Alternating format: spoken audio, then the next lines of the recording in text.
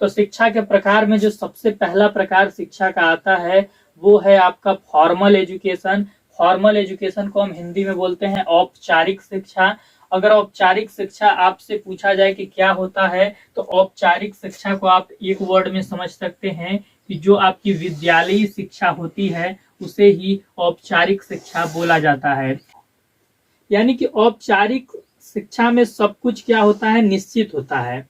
औपचारिक शिक्षा में सब कुछ निश्चित होता है। योजना निश्चित होगी, शिक्षा की क्या योजना होगी पर्टिकुलर क्लास के लिए, पर्टिकुलर स्टैंडर्ड के लिए। शिक्षा के क्या उद्देश्य होंगे ये भी निश्चित होते हैं। विशेष विधि होती है इस प्रकार की शिक्षा में, यानी कि शिक्षण किस विधि से कराया जाएगा ये भी प्लान किया जाता है शिक्षक के द्वारा। और मूल्यांकन की क्या प्रक्रिया रहेगी यह भी निश्चित होती है। निश्चित समय होता है, पाठ्यक्रम भी आपका निश्चित होता है, योजना निश्चित होती है, उद्देश्य निश्चित होता है, शिक्षण विधि निश्चित होती है, मूल्यांकन की प्रक्रिया निश्चित होती है कि किस प्रकार होगी, अवधि जो कोर्स आप कर रहे हैं उस कोर्स की अवधि भी निश्चित होती है और पाठ्यक्रम भी निश्चित होता है। क्लासेस कब चलेंगी उसका भी एक विशेष समय होगा। तो सब कुछ इसमें निश्चित होता है।